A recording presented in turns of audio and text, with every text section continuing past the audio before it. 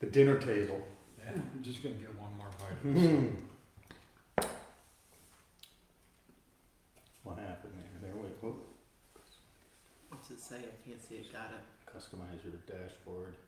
Does it say to do anything there? Oh, Brian Kaiser's live now. See?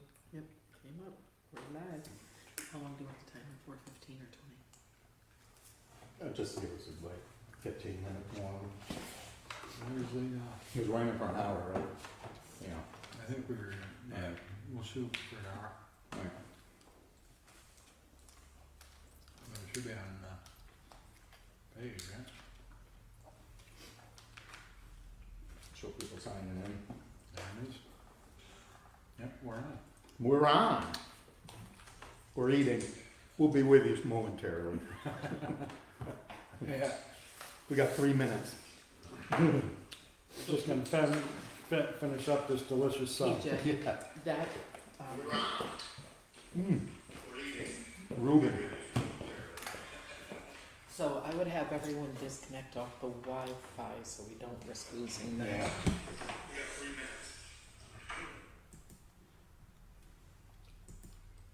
Are we, hearing the volume? I'm off.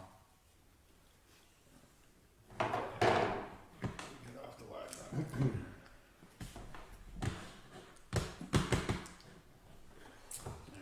I'm off. Pick up my salad in my beard.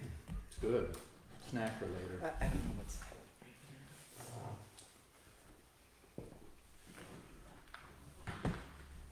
No. Should say that. Staying in the tent up north. here. Can you hand me the remote, please? I have woke up at night with a mouse trying to get. You're kidding me. And your beard? I'm just. Some food and Yeah. some nesting material. Depends, well, there's a lot of beech nuts up there this year, so I'm sure there'll be a lot of mice again. Yeah.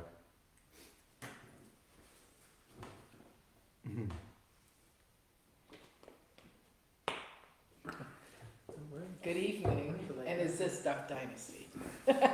Travis. Keith Alterac. We don't have anything on my beard. Is this Duck Dynasty? We're better than Duck Dynasty. Oh, yeah.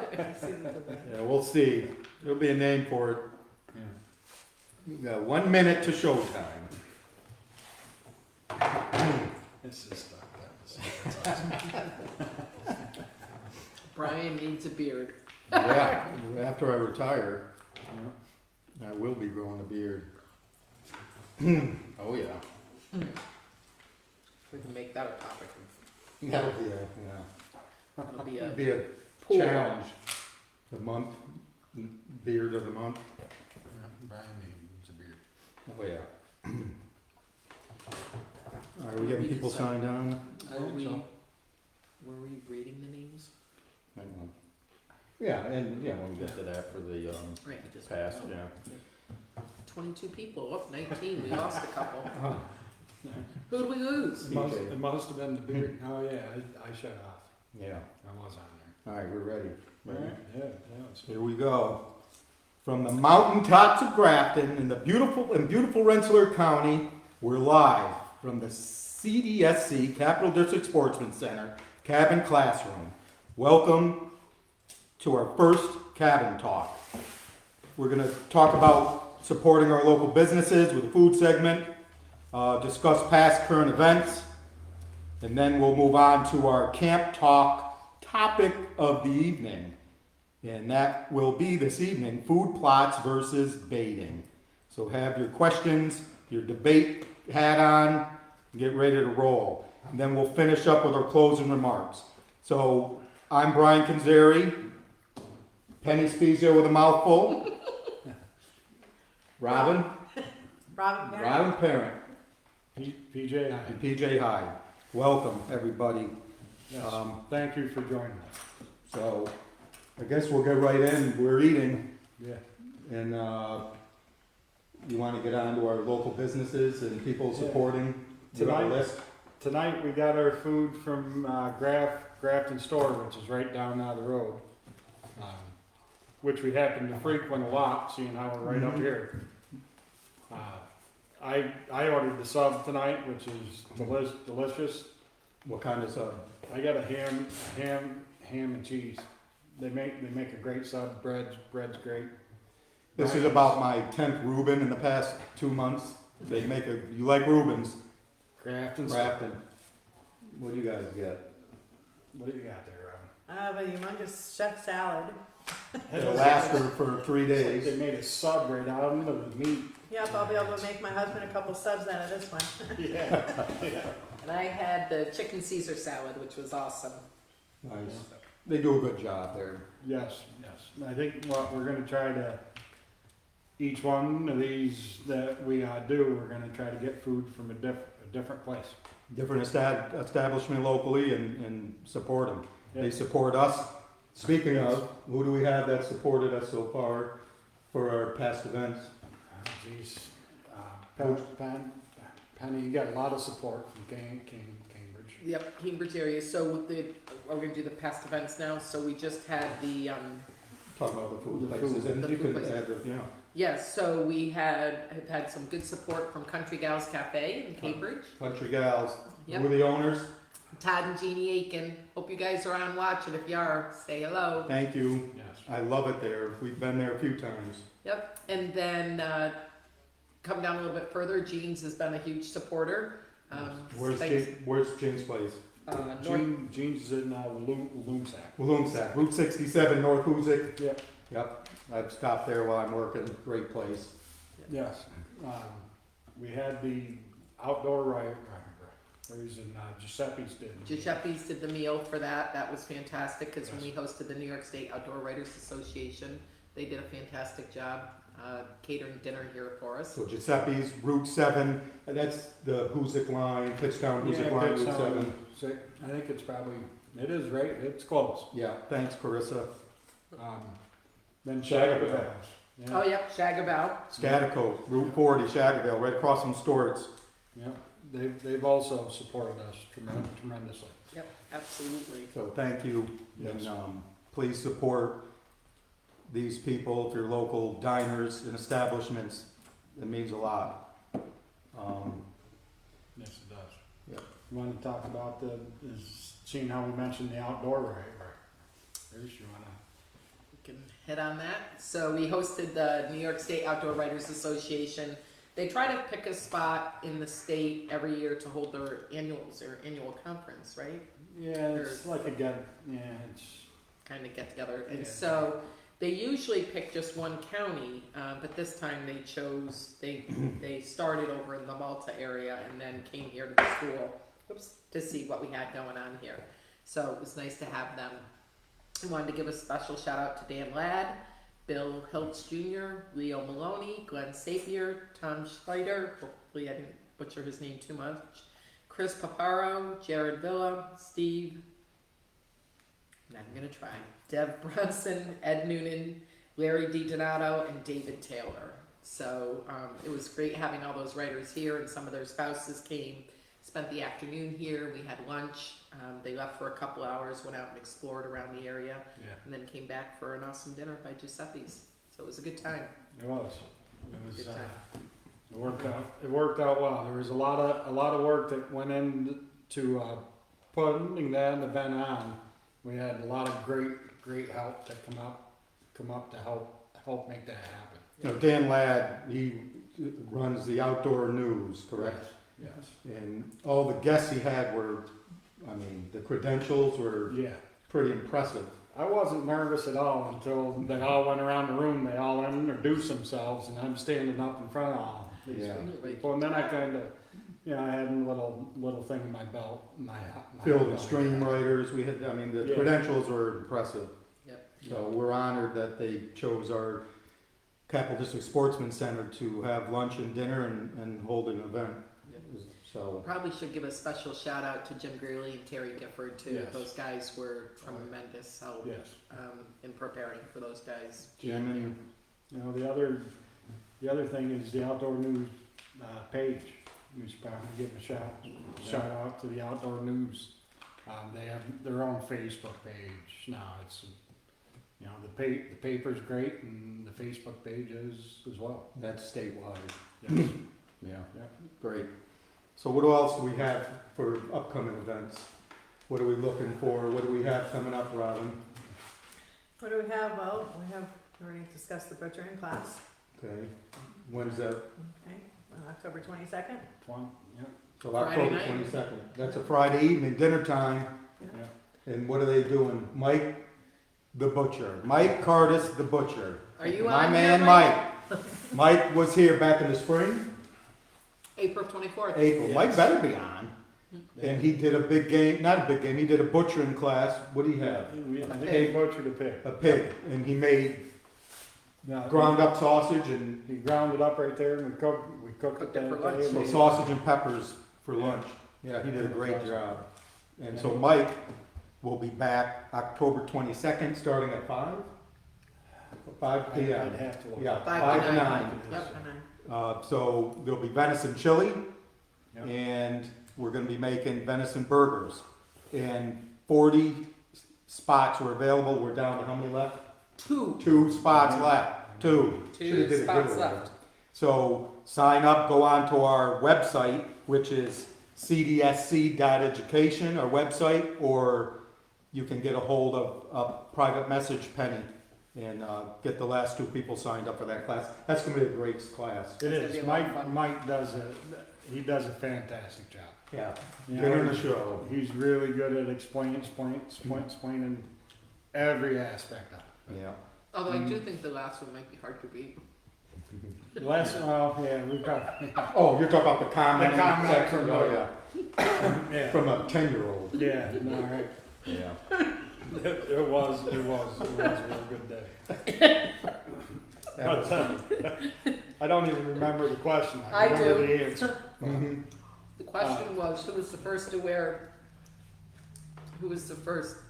to wear high heels? Oh, because the old butchers used to wear high heels. Right, And so the question was, who was the first man to actually wear high heels? right. And this Yes. young fella in the audience Young was 10 years girl. old, Yeah, young a girl. Yeah. And she yelled out, all seriousness. No, she was happy she had the answer. When She gave had out the answer, she raised her hand. Yeah. Mike called on her. Yeah. Yep. Yeah, We'll leave it at that. yeah, we'll let your imaginations run from there. Ron, what else do we have coming up? We have that, that's the big event coming up. That's the big next. How about, what do we have, fundraisers or events? Raffle tickets, Yes. we're down to, I think, about 50 available. Right. We're The going for- drawing, December 5th, Out of 300? out of 300 available. Again, you can contact any of us to get the lowdown on these, but opportunity to win 17 different prizes. Top prize is $5,000. Several, they stage down, and if we start drawing at the lower prices first, and then if your ticket gets drawn, it goes back in. So we'll do that drawing on a Facebook Live too on December 5th. So, if you win, your ticket goes back in. Correct. So you can win up to 17 times. Correct. Wow. You could. Yep. Last time we did it, we had somebody win multiple We had times. somebody win twice the last time we did. Yep. So how do they get a hold of us for tickets? Contact any of us sitting here, or reach out to our page or Chris Marsh down on McCabe. have tickets. Jim Greeley has some tickets. Yeah. Yeah, you can message us on the page or. So we have 50 left out of 300. Yep. Okay. They're going fast. How about anything else you want to talk about? Your art calendar? Yes, well, as of yesterday, we kind of got some finalization from a printing company that's going to sponsor us to have our first youth outdoor photography contest. So it's anybody 18 and under with parental permission, and you can email your photos to cdscrobin@gmail.com. We just ask the photographer's name, age, and the county in which the photo is taken, and it must be New York State, and it's anything outdoor related. Wildlife, scenery, you name it, outdoor related. Be a picture of a bee on the flower if you want. That, absolutely, you know. Somebody out mountain biking down a hill. You know, Yeah, and it doesn't have to be a fancy camera, point and shoot, your cell phone, just get the kids outdoors, Yeah. get them excited, and being in photography, going outside with a camera is just really peaceful, relaxing, and you'd be surprised how much just beauty that you could catch. So we just highly encourage your youth to get involved, it'll be fun. There's gonna be 12 spots, 12 winners each month. There'll be a selected contestant that will be on each month, representing each month of the year. So yeah, so what we're doing with this photography contest, so it ends on November November 7th. 7th. All photos have to be submitted to Robin by November 7th. And then what we're doing is we're putting together a calendar for CDSC. And we'll be selling the calendars at a future date, but that's the purpose of the photography contest. You want So- to give a shout out to I the. would like to thank Haney's Printing Services out of Rensselaer, New York. He is sponsoring us, and he is going to, the company is going to print out the 50 calendars for us to be able to help provide to do this fundraiser to sell the calendars. So big shout out to Haney's Printing Yes. Services. Very good. Thank you. I think before we move on, let's talk about our fundraising but let's discuss our events with the youth, how all our classes, everything we do are free for the youth. 16 and under, it's free. And the way we can make that happen is through sponsorships. Right. Whether we do fundraisers or people sponsor an event. And one in particular we had great success with is our The fishing. derby. youth fishing derby. You want to Yes. talk about that? There was, you know, we started to put that on. Dave Diz, and now did a tremendous amount of work on that in his crew. But once we started to advertise that, I got a message from a gentleman named Frank, and he wanted to meet me up here to drop off some stuff. So I came up that day, and he opened up his truck, and he had been 20 brand new fishing poles, all sorts of tackle nets that he just went out and purchased just to give to these kids. We had another local biz. Yep, so Frank Stockowitz, thank you. Yes, Frank. And so we posted the tournament for the youth, and we had a local business, Callanan. They donated $1,000 towards the fishing derby, and we went out and bought all the children, 32 kids, participants. There was 32, and each kid went home with a brand new tackle box with lures in and a fishing pole. Brand new fishing pole. Yes. And how about during the event? During the event we had They all caught fish. several fish. every youth there that participated caught fish. Yeah. And then we had Prizes. free Robert lunch. Cross. Robert. He brought up a bunch of fish. Bob, shoe yep, poles. yep, Rob. And then They had lunch, free lunch, prizes, yeah, and they all had a great day. right. It's stuff like that makes all this happen. You know, I mean, we all give to make these events happen. You know, I mean, we don't really want to charge for anything if we can help it. You know, but we do incur costs. You know, and that's the more of these sponsorships we can get for certain classes and stuff, the more we're going to be able to do. So stay tuned on our Capital District Sportsman page, our Capital District Sportsman Center page, and our website, Yes. okay? cdsc.education, okay? And we also have an Instagram page for upcoming events and things going forward, okay? So- Moving on. We have a question. Well, hang I have a on. question. PJ, what time of season does trapping start? I used to trap back in the day. It's been many years. It varies on different speeds, you know, on different species. Is that your game? You know, yeah, there is. Syllabus, I there you do go. have the game. I Always have the carry game that with diagram. And this, you know, another important thing about this is it changes every single year. Yeah. You know, you really need to, and I'm not trying to preach or anything like that, but it's your responsibility as an outdoors person to read and understand everything that's in this book. You can go on our website, the DEC website for seasons and dates. You have your northern zone, your southern zone, the game guide, the syllabus. Pick that up at your local license issuing agent, which may be Walmart, Field and Stream, Dick's, or your local clerk, or the regional DEC office. But you should have that syllabus to familiarize yourself with seasons, dates, and changes. And there are some changes this year. Yes. We can mention them. The hunting sunrise to sunset's now half hour before sunrise and half hour after sunset. And that didn't make it in this book. No, didn't make it in there, but they are in effect. Right. Also, we have our early September bow season for certain zones. There's the late holiday season, the hunter orange, there's some confusion with that. But if you're hunting with a firearm, not a bow, you have to have 250 square inches, or your hat has to be orange, fluorescent, okay, or a camo color.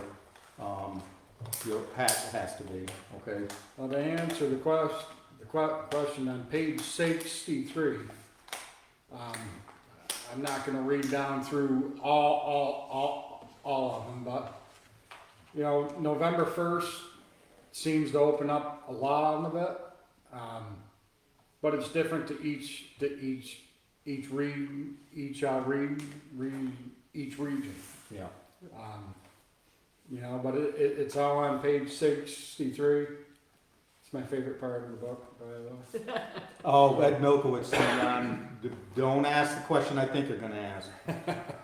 So Nicole and Tom Tercillo, Fisher tags have changed. Yeah. So who's gonna jump on and get the debate topic started Yeah, let's here? do that. So, before we move on, we have our joke. Which Oh boy. side of the deer is the best tasting? Anybody? I did, while we're waiting for somebody, I see Kyle's name up there, and your beehive is right up there on the wall, and it actually looks fantastic. Yeah. Thank you. Yep, thanks a lot. Okay, the answer, the inside. Fisher tanks. Boo. Where do you get these from? If you're trapping fish or this out here, Tom, there's a self-issued permit you need to fill out, Yes, and it explains all that in the guide. yep. Otherwise, get a hold of your local conservation officer. I don't know who he is, but Yeah. 877-457-5680 if you need to get a hold of a conservation officer. All right, so the hot topic, can't talk topic of the night is food plots versus baiting. Food plots versus baiting. Wow. Oh boy, It's buckle up. it's touchy, you know. It's the baiting. Well, for one thing, it's not legal to do in New York State. And you know what? Feeding deer alone. What, you know, there's reasons. There's Feeding deer. Right. Okay, and one of the big reasons, factors are CWD, chronic wasting disease. We don't want deer to congregate, so putting out mineral blocks, food blocks, salt licks, you know, makes the deer congregate. So for emergency regulations, feeding deer is frowned upon and really illegal. Right. You know, do we enforce it? Law enforcement, do we really enforce it? And, you know, I bring up this scenario, you know, baiting, feeding versus baiting. You know, Mrs. Agnelli next door is putting corn out in the winter because she feels bad for the deer. Right. Is a conservation officer gonna go over and write her a ticket? Probably not. Right. No. However, if Mrs. Agnelli is shooting out her bedroom window at deer feeding over corn pile, we got a problem. Right. So, It's a, you know, and the reason, like Brian said, that the chronic wasting, you know, that's transmitted by saliva. Yeah. So you're putting out blocks that multiple deer are using. Now granted, we haven't had many cases of chronic waste and disease in a few years, but they're still chocking. We had it. But once that gets here and gets a foot, and really gets a foothold, if it does, we're in trouble. You know, and they're trying to prevent that. So Wayne's chiming in and saying that they're the same. The food plots and baiting are the same. so he's alleging that growing food plots are baiting? Is that what he's saying? I think so. Ooh, that's a stretch. Yeah. See, I don't look at it like that. I mean, Here's the difference, and here's my thought on it. We can debate. sure. To me, food plots are great for nutrition, promoting. I think they should be sanctuaries for deer, not shooting galleries. Right. So I don't discourage growing food plots. I think that's a good idea. No, yeah. But- there's a lot of minerals in those food. Correct. And it's healthy for the deer. You know, they feed over agricultural Right. Yeah. cornfields, so it's the same thing. Alfalfa I field. guess the difference is, are you using it to hunt over or? Right. And that's an ethical thing. Yeah. That's really not, I mean, you can hunt on food plots. There's no law that says that you can't. So Wayne's saying they're luring them in. Basically, yeah, I mean, Yeah, but. so the way it reads is, the way we look at it, if it doesn't grow out of the ground and it's placed there, a deer can ingest it, lick it, eat it, chew on it, that's baiting. Lures don't count, scents, things like that. So if you hunt under naturally grown an apple tree, that's legal. Right. But if you pick up a bushel of apples, transporting to your stand, now that's illegal. Right. So, So Wayne's saying growing a food plot and growing it to lure them in. So what about the argument that if somebody has a couple hundred acres of property that they hunt on and they're doing a food plot to keep the herd, so to speak, nutritious and healthy, and have other acreage to hunt on, but have established this food plot for the herd. So Wayne, I'm curious to know what your thoughts are on that. So I feel like that's probably kind of like maybe the condensed version of why people maybe do food plots, like you want it. I think they do them just, you know, for various reasons. I mean, that, you know, I think a lot of it is to attract deer and to hold deer. You know, or you want those deer come. but you know, with everything, the law, I think discretion, but there's exceptions. If you have, say, a handicapped person Sure, or a child's first hunt, sure, we make exceptions. You gotta be reasonable. right. So if they hunt over a plot, that's acceptable. That's to me, that's more power to them. And you know, I mean, I'm just here to promote what's legal.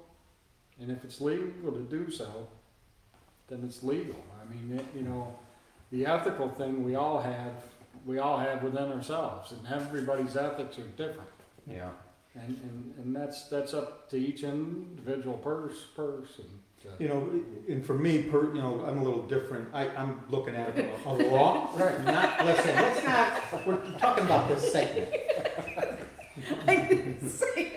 So, but seriously, I look at it as from a law enforcement perspective. Okay, I have 32 years in law enforcement and 22 years as a game warden, not a conservation officer, game warden. But I find myself, there's letter of the law, intention of the law. Right. In my discretion, I don't want to discourage hunting. No. You know, I understand we want more hunters out there for proper wildlife management Sure. and to get people involved in the youth. So I don't want to be overbearing. I wanna promote the sport, but I also wanna make a fair playing field Right. where you have sportsmanship, fair chase, and what's fair to the animal. Right. You know, I do find myself more That's out at night trying to get deer jackers. Yeah, that's, I mean. You know, not the guy who forgot his license and didn't sign the back of his tag during the day. Right, You can overlook that. you can. But you don't drive down the road at midnight with a spotlight out the gun and shoot out the vehicle and say you tripped. Right. You know, Sure. but No, and that's a fine line that you walk and other conservation officers walk, you know, I mean, you know, there is a lot to be said about just what you said about the intent of the law. yeah, You know, and that's something, you know, that's been brought up, you know, you should throw the book away at someone, and the judges should have to do that each time. I never wanna take discretion Good out job. of the hands of our NCON officers, you know, I think that the discretion part is something that we always need to keep but, you know, with, you know, obviously safety's safe. safety's priority. Priority one. You know, why do we have rules and regs? You know, also, we wanna ensure future, you know, deer, the population, proper wildlife management, that's why we have rules and regs. Yep. You And know, and that's why they change each odd year. yeah. Okay, let's get this question out of the way. How long does it take, well, your husband has a question, Robin. take for a bald eagle to get his head fully white, is that what he's saying? For a Yeah. bald eagle to get his, oh, there we go. To get his way ahead. I think to get a white head. His white head. Yeah, what is it, 2, 3 years or No, something? 4 or 5. 4 or 5 years, 4 or Joe. 5 years for them to be fully, a full adult bald eagle. I didn't know Yes. that, I didn't know, was that, I thought it I was. thought it was a couple three. years. Yeah, Yeah. that's 4 or interesting. 5. And you have a fair amount of eagles around your Yes, area. yep, I- there's been an eagle nest, let's see, we've been where we are now for 20 years, and it's been across the river from us. And just a couple years ago, they moved the nest up a little bit, so we've been watching them. They had 3 eaglets this year. That's up on 2 Hoosick. survived off the Hoosick River. Yeah. Yeah. Yeah, I've noticed over the past 20 years that the populations have, you know, Really gone yeah, I up. see some beautiful nests on the Hudson, the upper Hudson, Hoosick. Yeah, The little Hoosick had one there. yeah, Right No. there, yeah.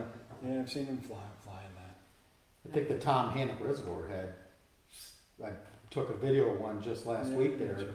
but I wanna say there was at least 4 of them around that area. Yeah, no, Yeah. they're pretty awesome to see. Yeah. Yeah. So Tom Dunbar Sr., it stinks when you hunt state land that borders land that has food plots. It seems as though the deer stay on the land that has the food plot, and it discourages hunting state land. Yeah, I mean, you know, I could see where that would happen. But I think probably, and I'm not sure which state land you're on, but hunting pressure has an awful lot to do with it. You know, the condition of the woods, which I'm sure that you know. I mean, if you're in open woods and deer are pressured, they don't want to be there. You know, and they usually, you know, if that posted land on the other side only has a few people that hunt it, you know, they're gonna tend to be there, and if they have food plots, it could be for that reason. Yeah. Um, What are you seeing in the woods this year as far as acorns, hickory, you know? the acorns walnut. that I've seen, there's in spots are much better than others, but I've heard of a lot of guys saying that there's a good acorn crop. I know up north, the beech nut crop Yeah. is absolutely fantastic. And all of the other nuts and the mushrooms, the berries. I mean, it's Mushrooms just- are the most I've seen in years. Yeah, I've it's noticed- incredible. So we have the black walnuts in our yard, and usually you can't crack those things open. Like, Yeah. I've taken them and I've put them in a pillowcase and tried to run over them. This year, just stepping on them, they're coming right apart. Like, That's, I did see, I noticed yeah, that, they're yeah. like I was like the other day, I'm like, what the heck's going Somebody have on? an answer for that? I don't. Yeah, I'm I'm guessing not sure why. The why they moisture do- in the air. It's been so humid this year. That's the only thing I can think of. Yeah. Jason, Jason. orange hat or vest only? Okay, I answered that earlier. So the new regs state, like for the youth, you have to have 250 square inches. But the new regs, they talk about your hat. It has to be orange, fluorescent, Fluorescent. or pink. Fully or camouflage, the whole hat, if you're hunting with a firearm, not a bow. Okay, does that answer your question?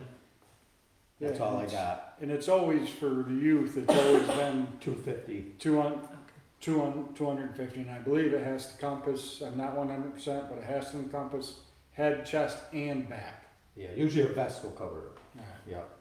Okay. So nobody else is chiming in on here on the On food the- plot and baiting. So, I brought up on the Facebook page a while back, I asked, are fish finders cheating? And I was surprised at the response. Yeah, and I guess that's probably an age thing, you know? Because I fish with both. I fish up on Lake George for perch, and I did it blind for a long time. And my wife, she bought me a fish finder, and it definitely has changed the game. When fish there, you can be jigging that thing and you don't even have to feel the bite, you can know that the fish is on there. And that, is it cheating? So the more implements you use, the less Less skill. skill you have. Less skill you have. Or you develop less skill you're developing. Yeah, you're not learning, and this is just my opinion. I'm up there because I love to eat perch. And, I like to get my 30 or 40 perch, in a day. I take them home, I fillet them up, and what we don't eat that night, we freeze. But, it is, you find yourself relying on that a lot, and you could say the same thing about food plots. So Wayne chimed in on that again and said, growing a food plot's great, hunting over a plot should be illegal. And I think that's probably where people's personal morals and ethical value come into play, Yeah.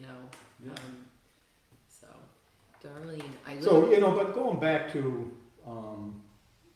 the fish will move on, but for food Yeah. plots, but I go to Tractor Supply, the Dick's, Yeah. and they have a mountain of molasses to corn to It's money. mineral blocks, Yeah. and it simply, they sell out.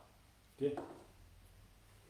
And it's not illegal because they could be feeding livestock, but we know probably where it's going. Yeah, when it's in a camouflage package. Yeah. It's marketing, it's or marketing they have for stuff that feed, says yeah. deer corn or I'm something gonna on bring it it. to my cows for a salt lick. Yeah. It's. Don Mulready, whose reply? He's talking about cross. Why is New York the only state that has an axle-to-axle restriction on crossbows? Tim, because the New York bow hunters lobby against crossbows. Serious, but that's the lay of the Yeah, land. and I support it. I don't like crossbows. Yeah, it's I don't know, to me, I did get a crossbow this year, but the reason being is my wife can go out and hunt 2 weeks when it's still not quite as cold, Yeah. and the cold, my wife can't be out in the cold. When it's not fun anymore, there's no sense in being there. Right. So if I can get ahead that 2 extra weeks and she can get out and hunt, then we'll do it with a crossbow. But there's a lot of the guys that have trouble, or a lot of girls that have trouble pulling some of them bows back. Yeah. It's a Years ago, you had to have a permit from our department. You had to be fairly disabled to have a crossbow permit. Yes. I think Vermont, you have to be 50 or older. I'm not sure. I believe so. And that's kind of scary in itself. I think they should give it to people a certain age or older, and people who have some sort of medical if they're younger. Because once again, we're encouraging people to hunt, they can't pull a compound bow back. However, with the youth and younger generation, it promotes road hunting, and they try to shoot, and we have a lot of injured deer Shoot further. further than 35, 40 yards. Right. I hear people say they can shoot a 100-yard bullseye with a crossbow. Yeah, I don't know about that, but I want to think that, Yeah. you know. Would be a good choice. So I don't mind the crossbows, but I think they should be restricted. And also carrying in your vehicle, transporting. I wish New York State would, your bows, your whatever implement, firearms should be in a case or secured separately from the ammunition. Yeah. You know, because if, you know, say Yeah, you're- Don Moretti was driving around in West Huzik with a gun in his hand and a bullet in the cup holder, Right. is that illegal? No. No, Is it suspicious? certainly is. And just driving down West Huzik is suspicious. Oh, But yeah, so road hunters drive, people that do drive around, yeah, I've over the years, 20+ years, yeah, they have their gun in one hand, a bullet in the other. Sure, And it's not a loaded gun, right. but they're driving around. Yeah, going the first day of deer season about 5 miles an hour down on the road. Yeah. But You know. like with spotlighting, if you spotlight, your bow has to be unstrung or locked, secured in a case, your gun, your firearm, and obviously unloaded. Right. So I don't know why we couldn't make that transporting firearms in general. Right. And then No, people wouldn't be tempted at dusk to shoot from a vehicle or shoot from the road. Right. Yeah, just the, you know, it's strange what happens to people during deer season. That temptation of that deer sometimes is too much for people to handle. Antlers make good guys do bad things. It does, it does. You know, but, Yep. you know, hey, what is he gonna do? So, do we have anybody that wants to debate, that's a good word, on baiting? Food plots, any other thoughts on that? Support it, don't support it? To me, it's the ethics, Yeah. and it's just myself, you know, I mean, and I'm not gonna say to anybody that's hunting on the food plot that they shouldn't do it. That's their choice. It's a legal thing to do. Yeah. You know, but I'm not even gonna say whether I would or not. You know, just because I know what I would do and what I want. Temptation is job security, Brian. That's a good point, Travis, yeah. I tell you, I've had, oh boy. Yeah, you could get into a bunch. You know, the way I look at it, and I've had cases over the years, I've people from Massachusetts or Vermont driving the back roads of Pittstown, real slow rolling. I check them. I go, well, you have a gun in the front seat and a fully charged magazine Right. in the cup holder. I go, you guys have permission to hunt out here? And they're like, no, we're just looking at deer. I said, okay. Okay, got it. Yeah, right. So what's the definition of hunting? All acts of pursuing, chasing, pushing deer. You need a hunting license if you're pursuing deer, pushing for someone. Right. But you're driving around looking for deer. You see one in a field, you jump out, you get off the road, load your gun and shoot it. That's hunting with the aid of a motor vehicle. So you put all the elements together, it's an illegal act. But the gun wasn't loaded in itself, wasn't illegal. So I can determine that by all the factors. And most likely, those guys didn't have permission to hunt that property, so he's probably trespassing. Right. But there's one particular case I remember, the guys from Massachusetts, it was a minivan, there was about 4 of them. And I stopped them over on Otter Creek, and I'm like, what are you guys doing around here? Do you have permission to hunt this farm? And they're like, no, we're just looking. You have any permission to hunt? No. I go, well, the closest state land is Pittstown State Forest, it's that way. Okay. Meantime, I went about half mile northwest and set up the decoy. And who do you think shot it about an hour later? That's awesome. My friends from Massachusetts. That's awesome.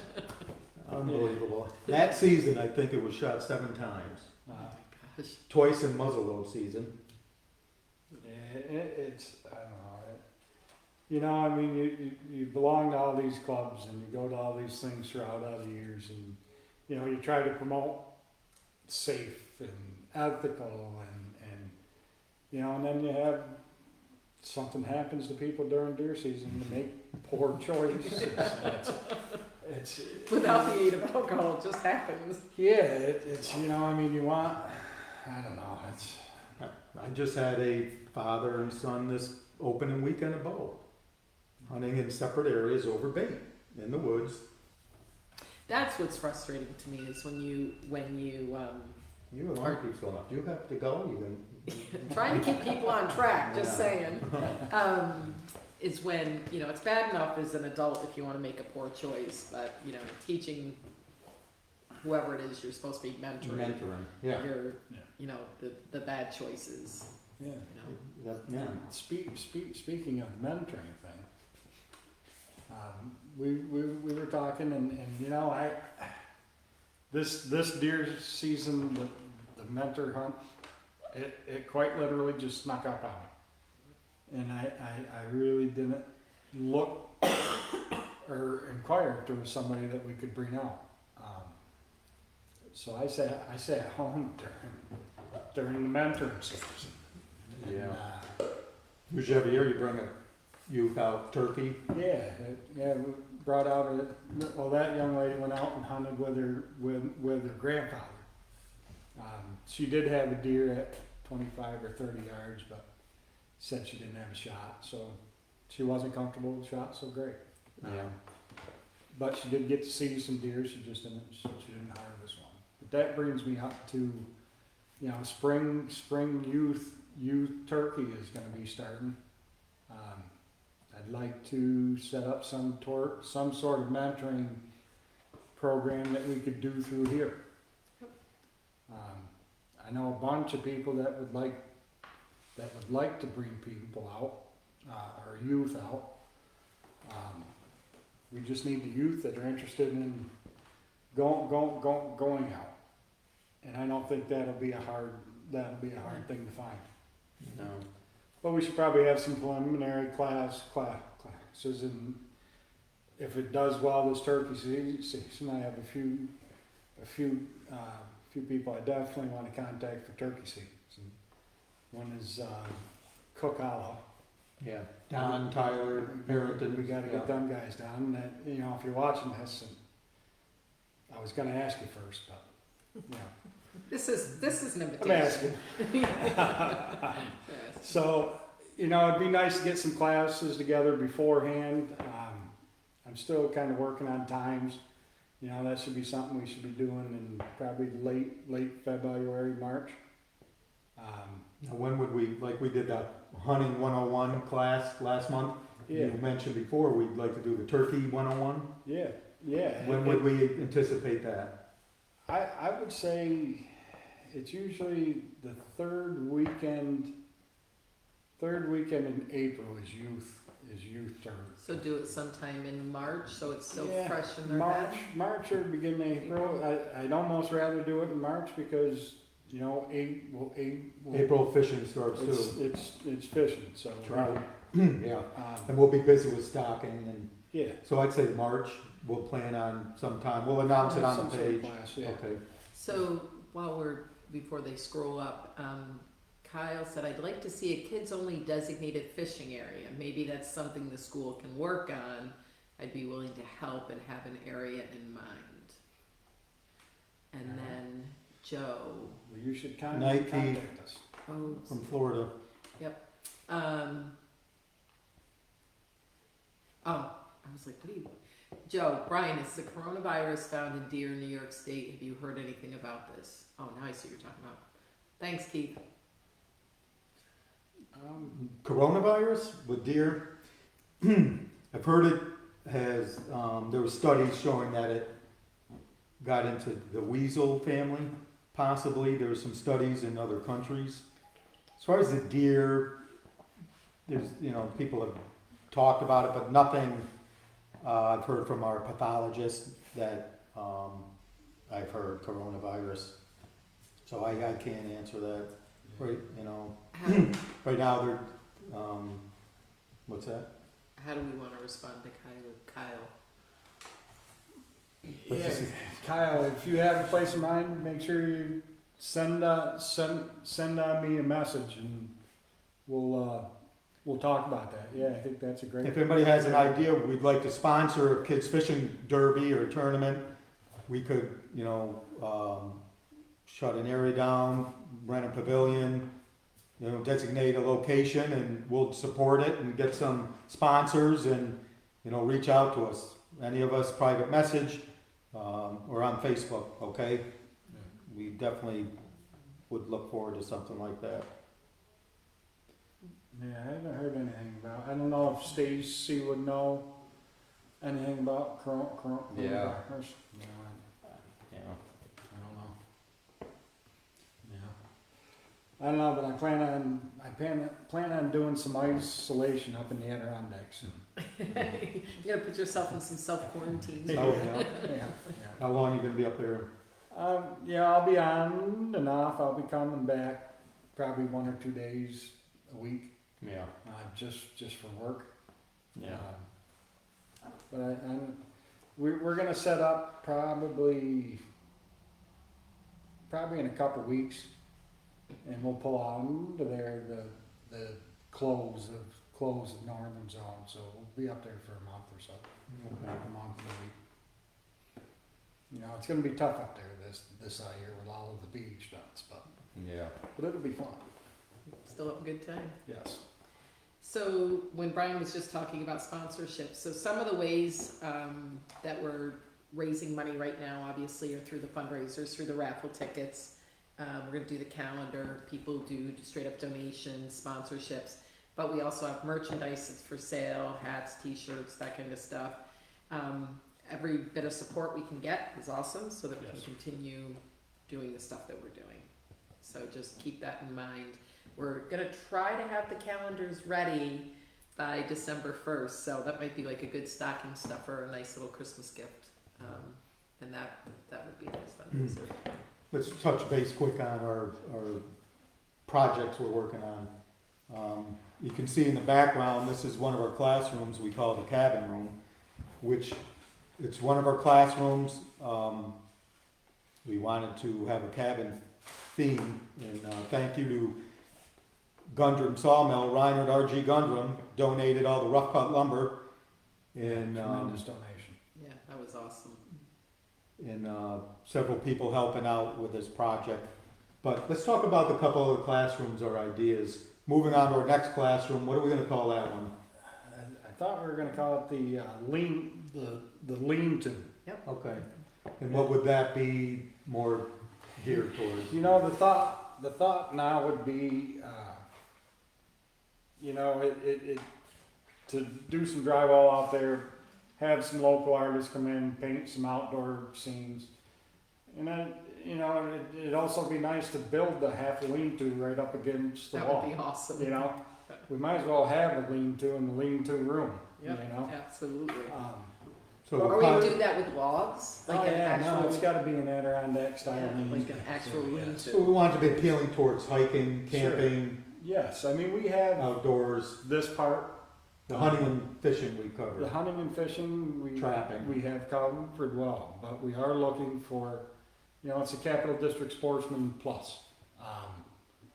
We want to get all of the outdoor user groups involved. We're looking for some people that, are involved with hiking and all those aspects.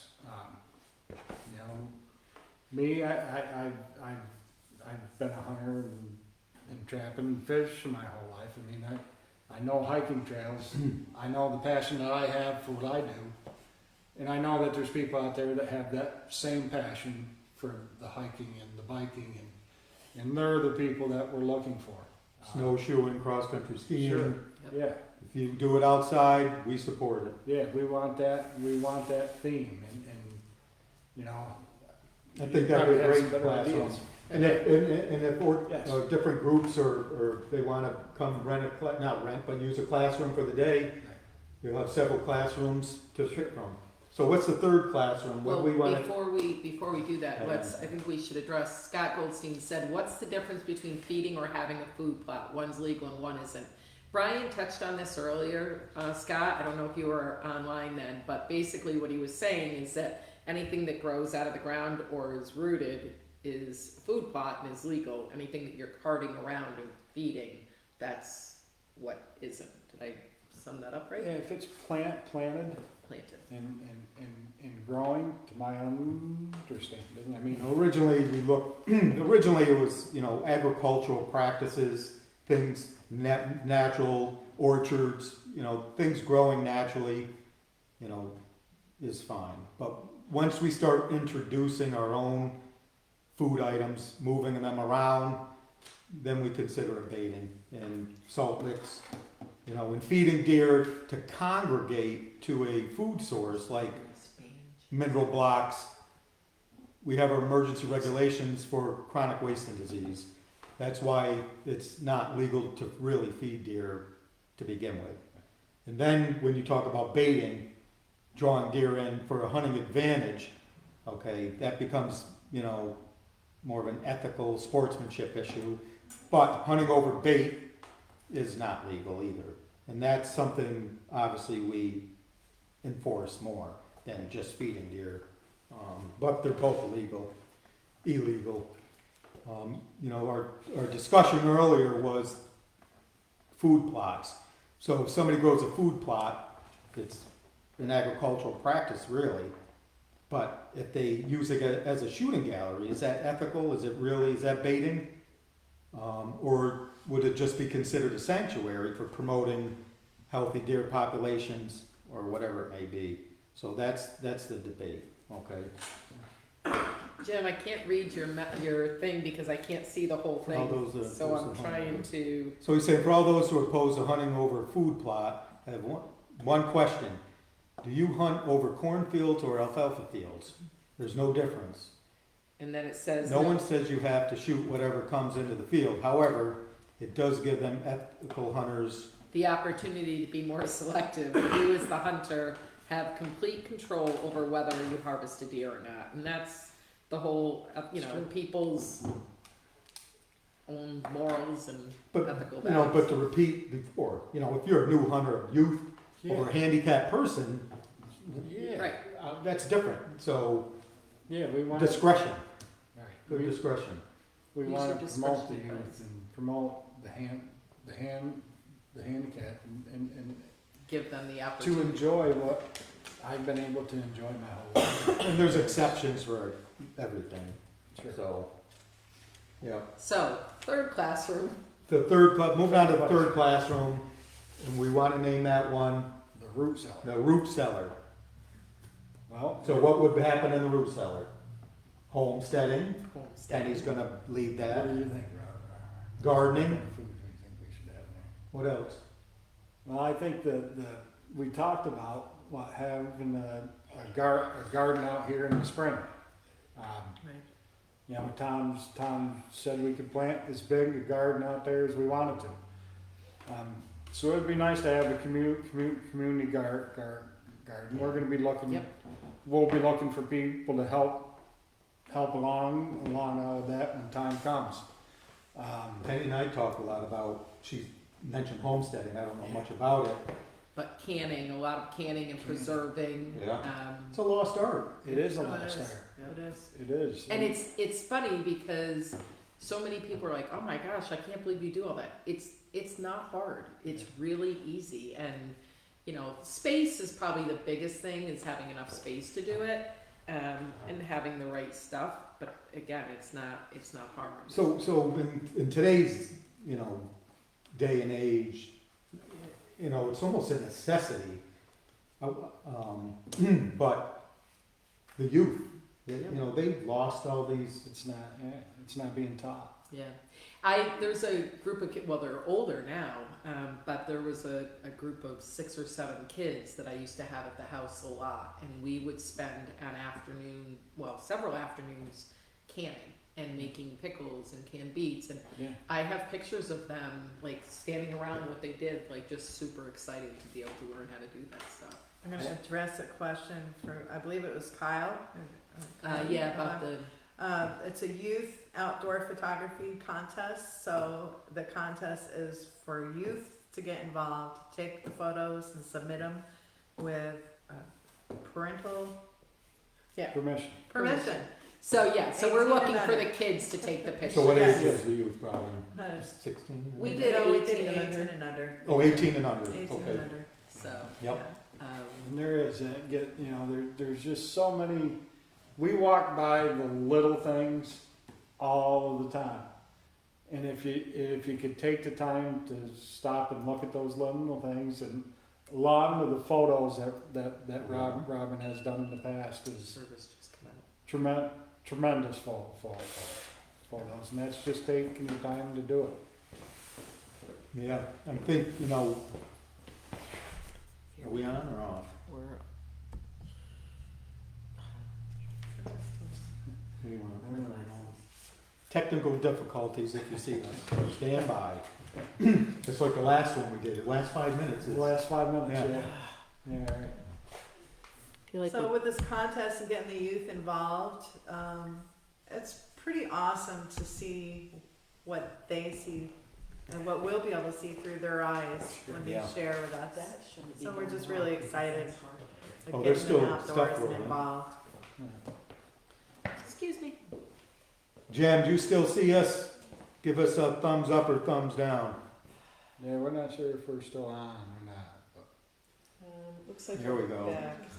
So it says, "Hey Penny, are you guys still having your board meeting tonight?" What? There Oh we go. wait, that's enough. sorry. You got an X on. You gotta X out of that. That's a different one. Let's close out, Jim.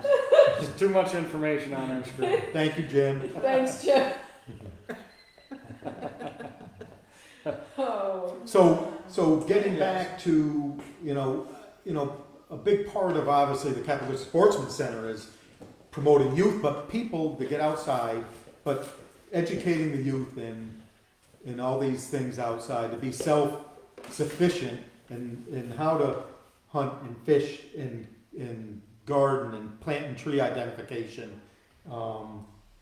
Get back to stuff that was common knowledge years ago. Yep.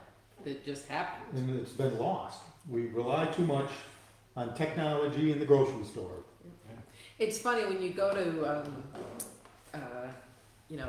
so for instance, we went to Italy, well, quite a few years ago now, but over there, there's no microwaves, like there's no canned foods, everything's done fresh.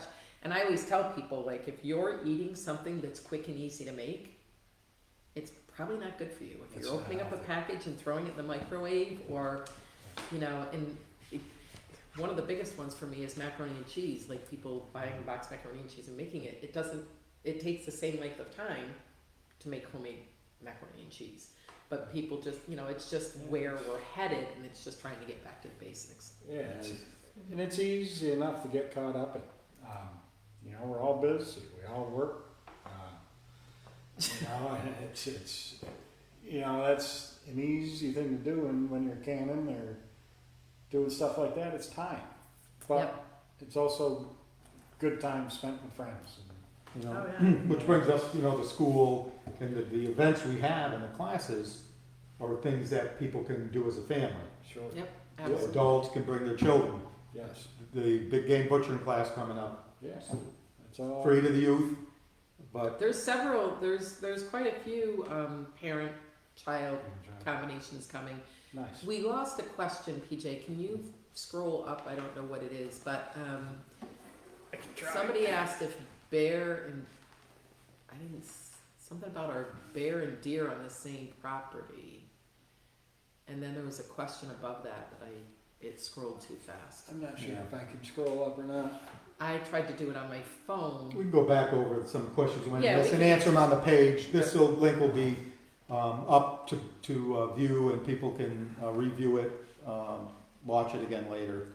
So now we're into our closing segment. We used up our hour pretty quick. We wanna promote the cabin top. The cabin talk, this is Cabin our talk. first cabin talk. Yes. Each month we're gonna try for, once a month for now.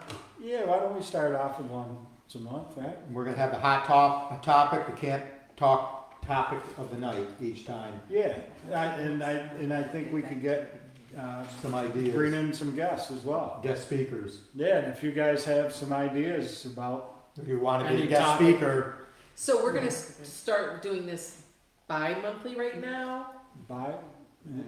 should I'm not gonna be here next month, but, Oh, alright, stay tuned for more information.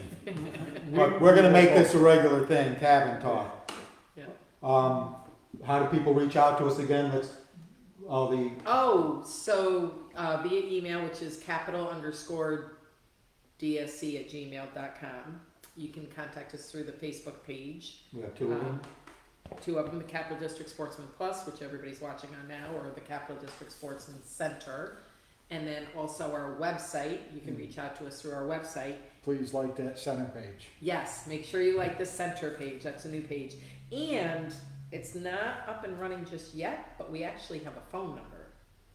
I don't know what it is off the top So of my we'll head. post that on the But we'll page post soon. that on, so. And our website, is cdsc.education. cdsc.education. That's our website that has a menu of our events and how to sign up for things. And a but huge shout out to Peter Hines, Yes. who is forever making changes and things that we want to do with that. behind the scenes, Set up all that stuff. Set up all that, and he Pretty keeps amazing job. me. I'm like, I want to do this, and he's like, well, we have to like. See, I have somebody that keeps me in check too. Yeah. Peter keeps me in check about Right. things that we want to do. And as far as buying any of the merchandise that we have, we can, if you're not local and can't meet up with us, we can ship it. You would just have to pay the shipping costs. But t-shirts, hats, stickers, sweatshirts slowly. But yeah, those are all great ways that you can support us. Yes. So all right. Look From the forward. mountaintops of Grafton, thanks for tuning in and we're to Cabin Talk. heading out. Good night, everybody. Good night. Thank you. I'm hoping that red button is unblind.